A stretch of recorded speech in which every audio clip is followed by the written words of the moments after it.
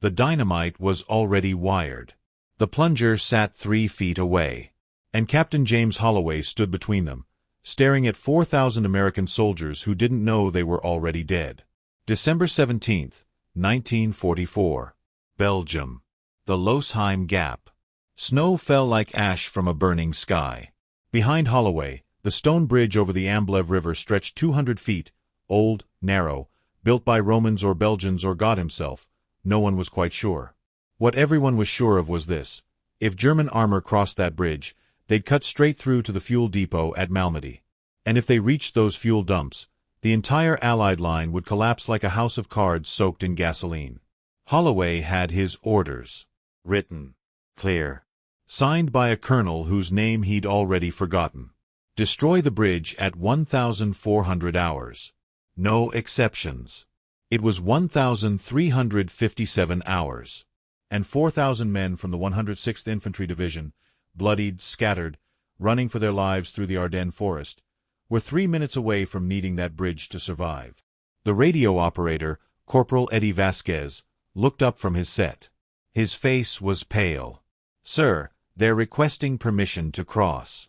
The entire division is pinned down. Germans right behind them. They're saying it's cross or die." Holloway didn't answer. He was doing mathematics in his head. The kind of arithmetic that measures human life in seconds. If he waited for the Americans to cross, the Germans would cross right behind them. The bridge would fall into enemy hands intact.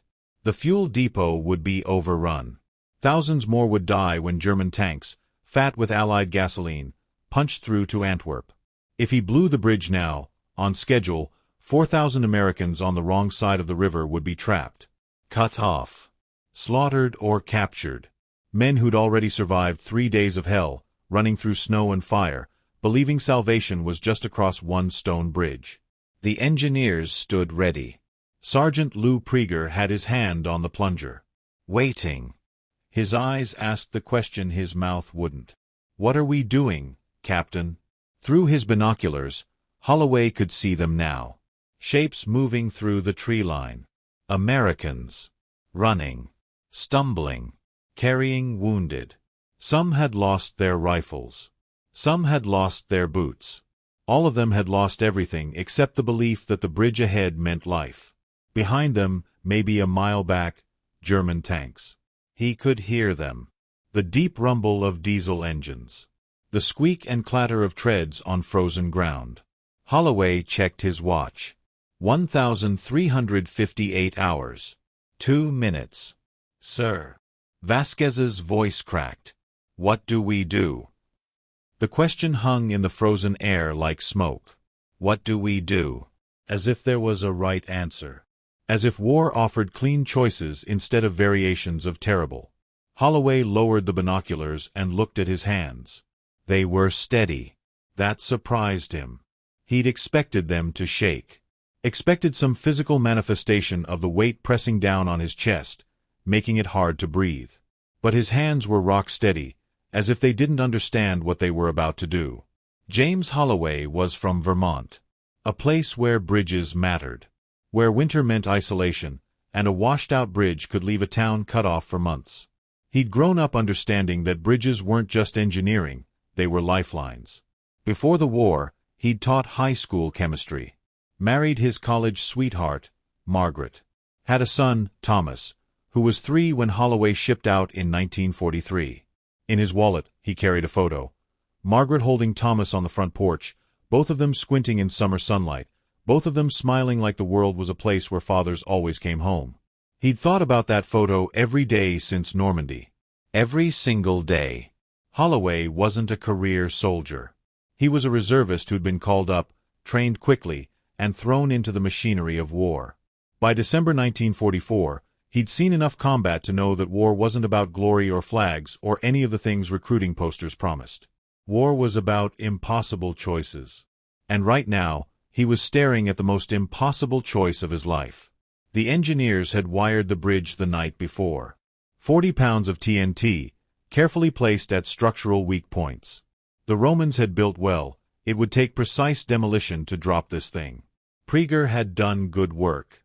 When that plunger went down, The bridge would fold like an accordion. The plan had been simple.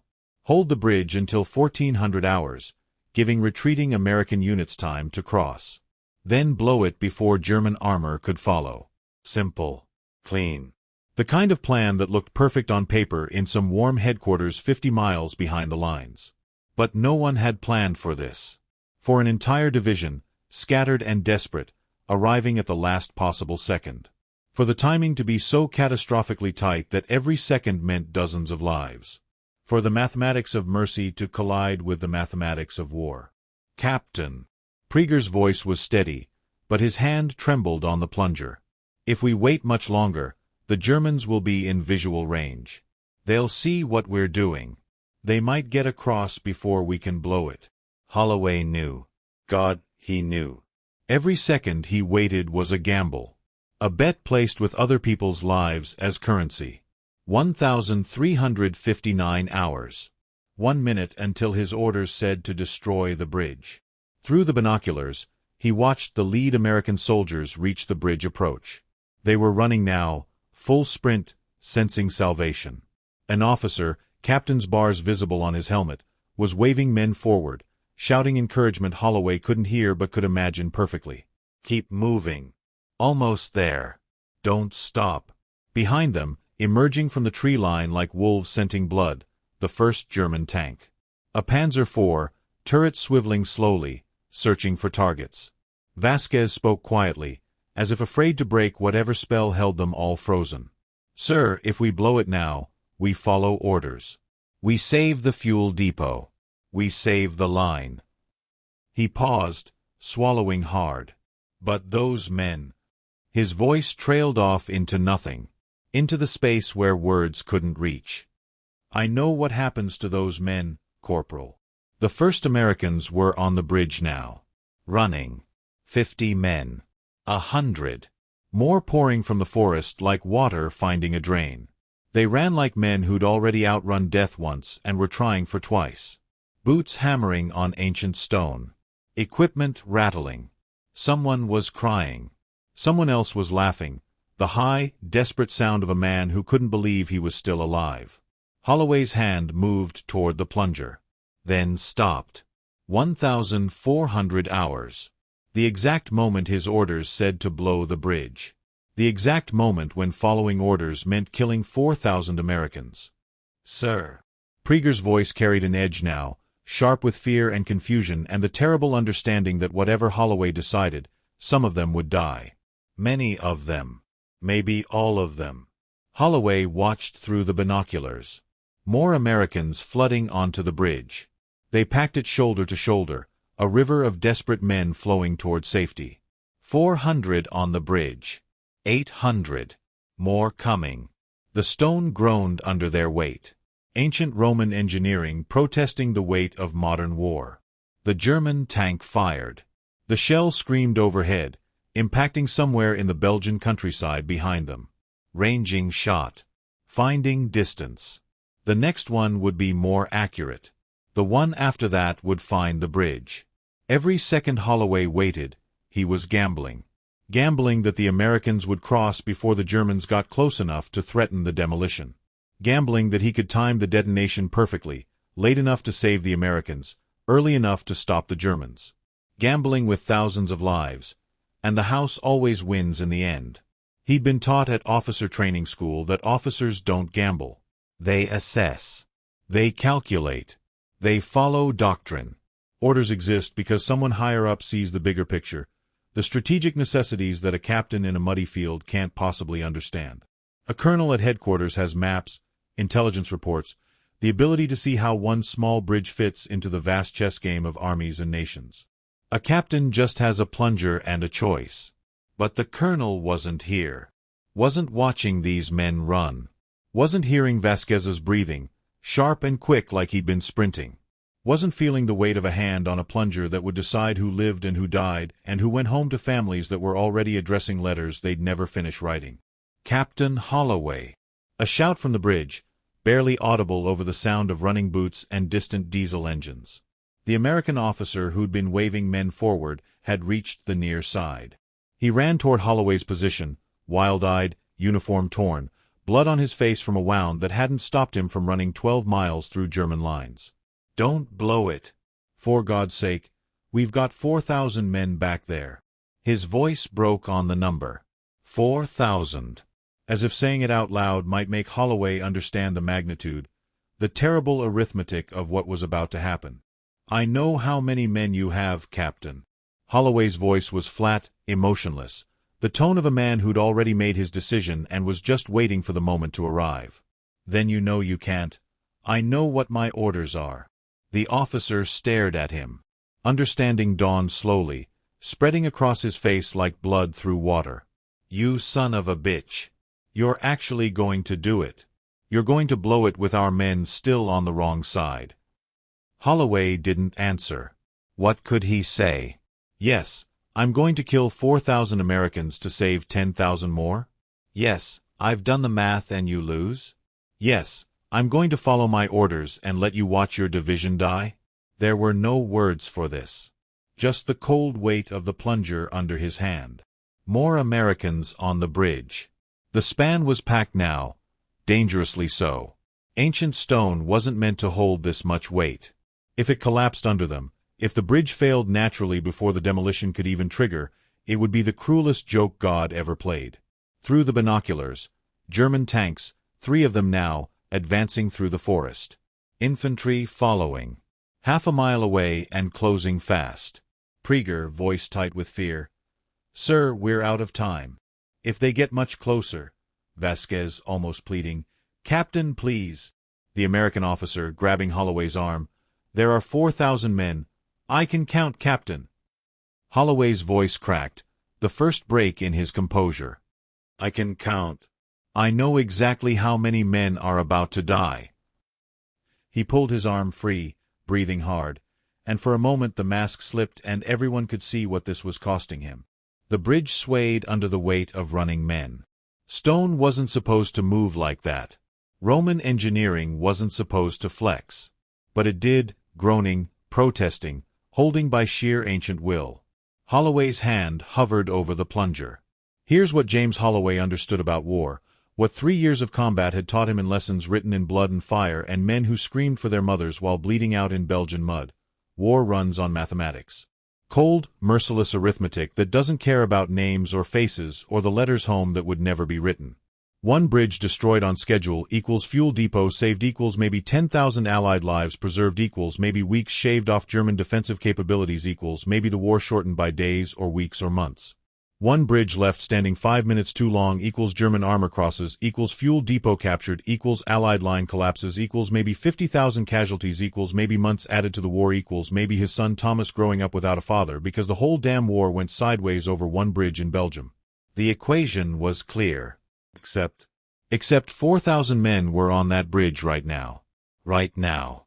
Not theoretical casualties in some future battle. Not statistics on a map. Men with names. With photos in their wallets. With people back home who prayed for them every night, who waited for letters, who checked the Western Union man's route to make sure he wasn't coming toward their house with a telegram that started with, "We regret to inform you." Men who'd done everything right, followed every order, fought like hell, and were now 3 minutes from safety. Just 3 minutes. That's all they needed. Holloway looked at his watch. 1,403 hours. He'd already disobeyed orders by 3 minutes. 3 minutes that could cost everything. 3 minutes that had already saved lives. How many lives? How many more seconds? How many more men could cross before the equation flipped and waiting became the greater crime? The senior American officer grabbed his arm again, harder this time, desperate. "I'm begging you. 3 more minutes. That's all we need. Just 3 minutes." His voice was raw, stripped of rank and protocol, just one human being pleading with another. "Please don't kill my men. Please. In 3 minutes, German tanks will be in range to fire on my position. They'll see what we're doing. They might rush the bridge. They might get infantry across before we can detonate. And if they get across, they won't. You can't promise that." "No," the officer admitted, and something died in his eyes. "But I can promise that if you blow that bridge right now, 4,000 Americans die. That's not math, Captain. That's murder. The word hung between them. Murder. Not casualties. Not acceptable losses. Murder. Holloway pulled his arm free, turned back to the bridge, raised the binoculars with hands that finally started to shake. Through the lenses, still men running. So many men. Like watching an entire city evacuate through a single door. They stumbled. They carried wounded on their backs. Some crawled, legs shot up but refusing to be left behind. They kept coming, kept running, kept believing that salvation was just ahead. Behind them, German tanks, maybe a quarter mile now. Close enough to count. Close enough to see individual crewmen in the cupolas. Close enough to die. Prieger's voice, barely a whisper, the voice of a man watching his commander break. Captain, if we wait much longer, we won't be able to blow it cleanly. The Germans will suppress us with machine gun fire. We'll lose the detonation window. We'll lose everything. Holloway knew. God help him, he knew. 1,405 hours. 5 minutes past his orders. 5 minutes into court-martial territory. 5 minutes closer to catastrophe or salvation. He wouldn't know which until it was over. If he survived this, and that was a big if because those German tanks were getting awfully close, he'd be relieved of command at minimum. Possibly court-martialed. Possibly imprisoned. The army didn't forgive officers who disobeyed direct orders, no matter how noble the reason, no matter how many lives they saved. But that wasn't what stopped his hand. That wasn't what kept him frozen between the plunger and the bridge. What stopped him was simpler and more terrible than fear of punishment. He couldn't do it. He physically, morally, spiritually could not look at 4,000 men running for their lives and choose that exact moment to drop a bridge into a river. He couldn't. Even though his orders said to. Even though the math said to. Even though waiting might cost more lives than acting. He couldn't.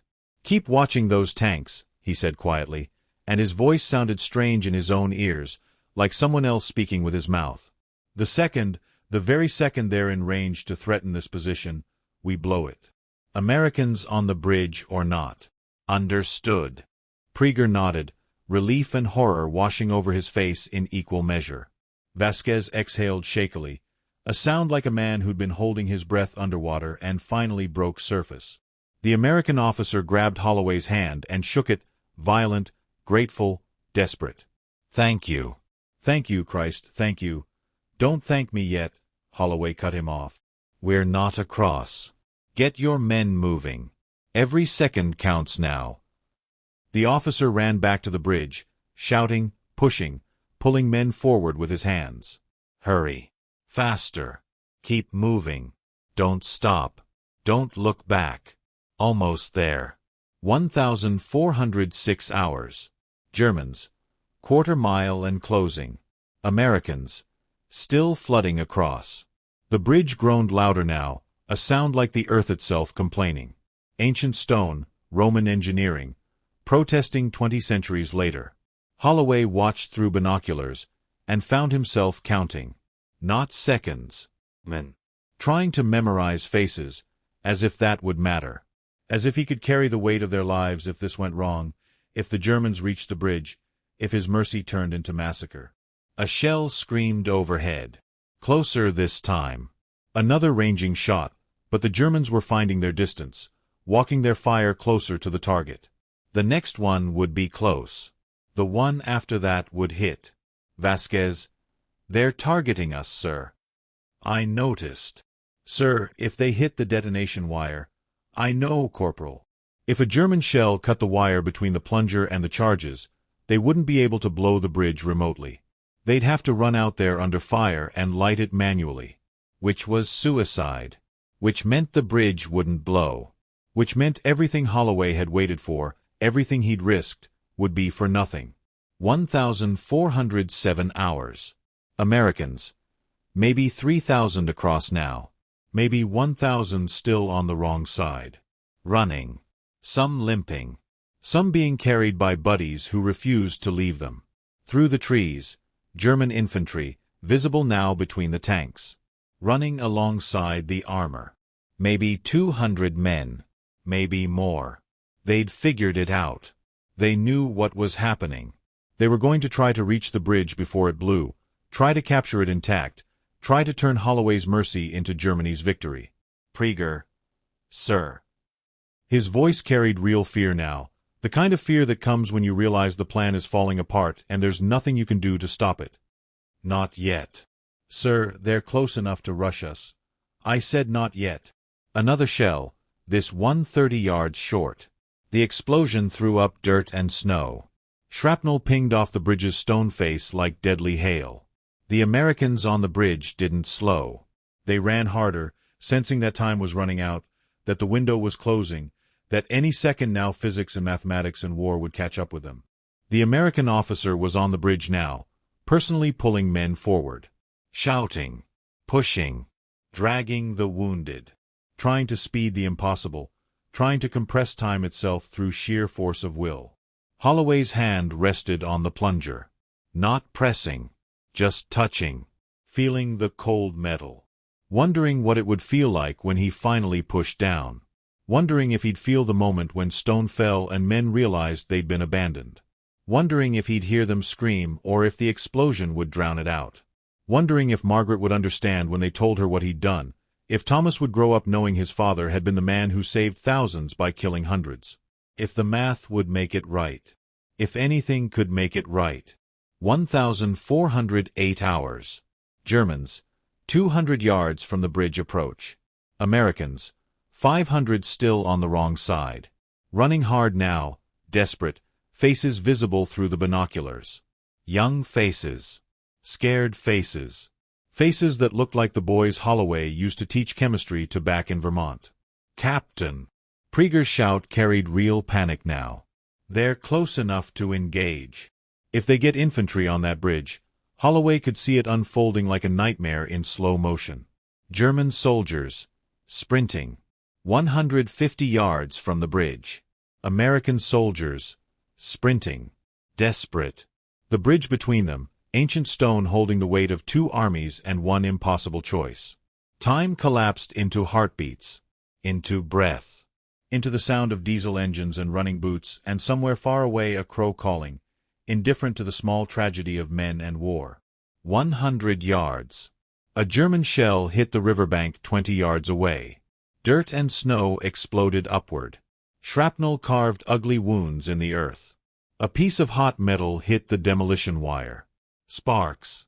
For a terrible second Holloway thought it was cut, thought the choice had been taken from him. But the wire held. Barely. Sir. Vasquez's voice broke. Sir, you have to decide. Holloway watched the last cluster of Americans stagger onto the bridge. Maybe 200 men.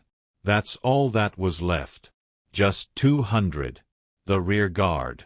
The ones who'd volunteered to be last because someone had to be last, and soldiers volunteer for terrible things because that's what soldiers do. Behind them, German soldiers, maybe 75 yards from the bridge approach. Running. Weapons ready. Victory so close they could taste it. Everyone across? Holloway shouted, knowing the answer, dreading it. Not everyone. There's still... how many? Maybe 200. Maybe less. Sir, they're coming hard, but the Germans. Another shell, 10 yards short. The ground shook. A piece of shrapnel hit Praeger in the leg. He went down, screaming, clutching his thigh where blood spurted between his fingers. Vasquez scrambled to help him, wrapping the wound with shaking hands. The math changed again. Always changing. Always getting worse. If Holloway waited for those last 200, the Germans would reach the bridge. Not might. Would. They'd cross. They'd capture the position. They'd kill everyone here. They'd take the fuel depot. Everything he'd waited for, everything he'd risked, would be for nothing. Worse than nothing. His mercy would become the hinge point where the entire battle turned. Or he could blow it now. Save 3,800. Lose 200. 83% survival rate. Better than zero. Better than losing everyone. The cold arithmetic of war. The terrible mathematics that turn human beings into percentages. The equations that let you sleep at night if you can convince yourself that numbers don't have names. Holloway looked at those last 200 men. They were close. So close. 30 seconds away. Maybe 45. Less than a minute between life and death. German infantry. 50 yards from the bridge. Close enough to see their faces now. Young men like the Americans. Just boys playing soldier, playing war, not understanding that they were pieces in a game where everyone loses. Holloway's hand found the plunger. His fingers wrapped around it. Cold metal. Colder than the Belgian winter. Colder than anything he'd ever touched. He thought about Margaret. About Thomas. About the photo in his wallet of a world where fathers came home and bridges stayed standing, and no one had to choose between terrible and worse. "I'm sorry," he whispered, to the 200 men who wouldn't hear him, to God who probably wasn't listening, to himself because he'd have to live with this for however long living lasted. And pushed down. The explosion wasn't loud. That surprised him. He'd expected thunder. Instead it was almost gentle. A series of cracks, sharp and precise, as 40 pounds of TNT did what 40 pounds of TNT does to ancient stone. The bridge didn't collapse. It folded. The center span dropped straight down into the Amblève River, almost graceful, like watching a dancer bow.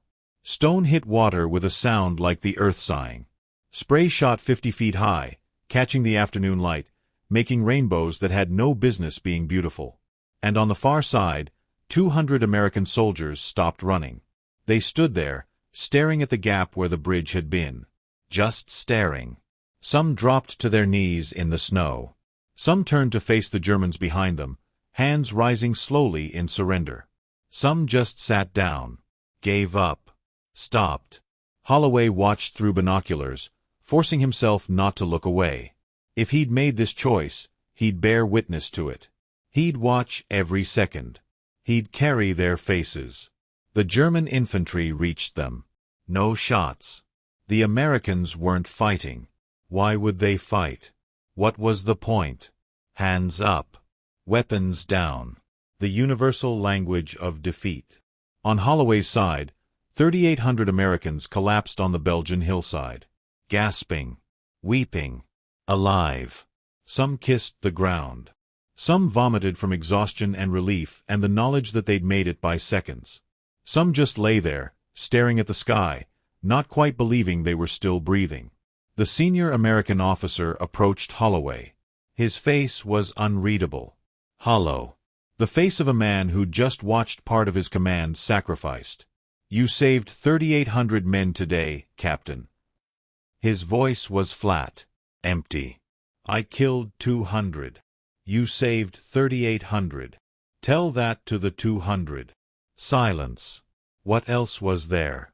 The math was right. The choice was right. Holloway had done what he was supposed to do, made the hard call, saved the maximum number of lives. He was a good officer. A good soldier. He'd done his duty. It felt like drowning.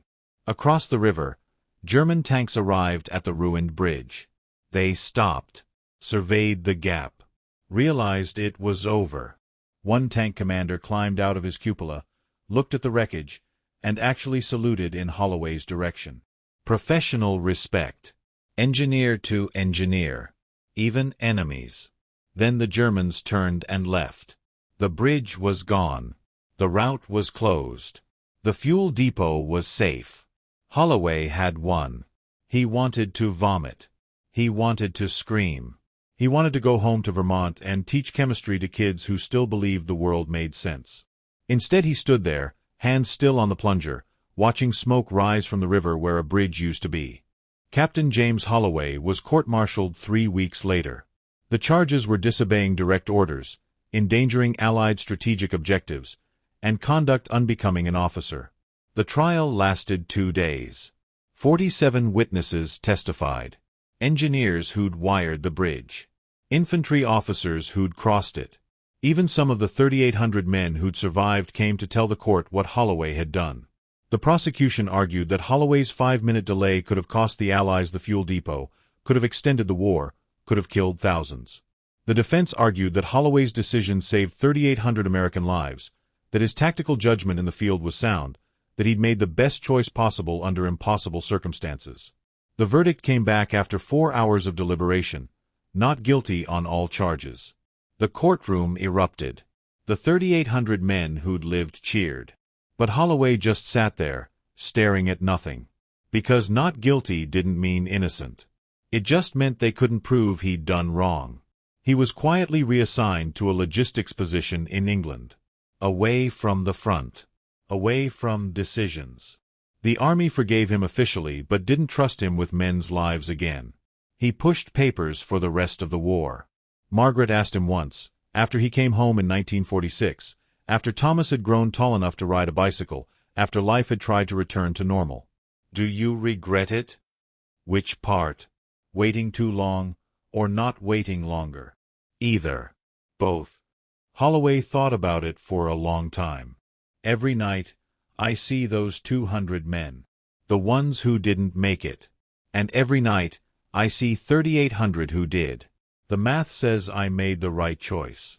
But math doesn't tell you what it feels like to be the one who decides. It doesn't tell you how to sleep afterward."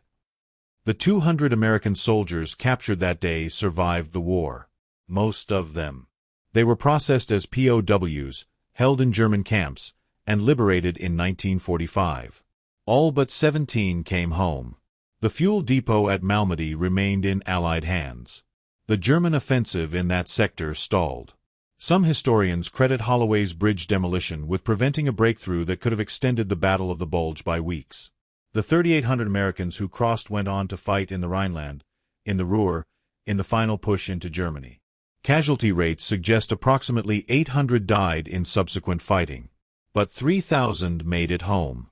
Without Holloway's decision, all 4,000 would have been trapped.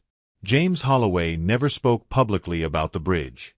He returned to Vermont, taught chemistry for 32 years, raised his son, lived quietly. He died in 1982 at the age of 64. Heart attack. Quick. At his funeral, 47 men attended who'd crossed the Amblève River on December 17, 1944. They'd kept in touch. Created a survivors' association. Every year they'd gather and remember. Not celebrate. Remember. One of them, Robert Chen, gave the eulogy. "Captain Holloway once told me he couldn't look at a bridge without counting. Counting seconds. Counting lives. Counting the weight of decisions no man should have to make." He carried those 200 men who didn't cross for the rest of his life. But he also carried 3,800 who did. That's the burden of command. That's the price of mercy. He paid it every day, in silence, alone.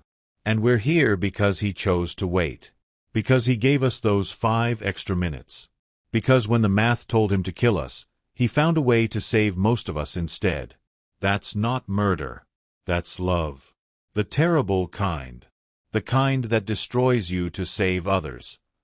The snow fell quietly that day in Vermont, covering gravestones and memories and all the frozen places where choices get made. Somewhere across an ocean, the Amblève River still flows. The bridge was rebuilt after the war. Modern concrete. Efficient. But the old stones remain on the riverbed, silent witnesses to the longest 5 minutes in James Holloway's life. And if you listen closely, on December 17th when snow falls just right, you can almost hear it. The sound of 3,800 men running across stone, racing against mathematics, crossing the bridge that refused to fall until mercy told it to. The sound of 200 men watching salvation disappear in spray and smoke.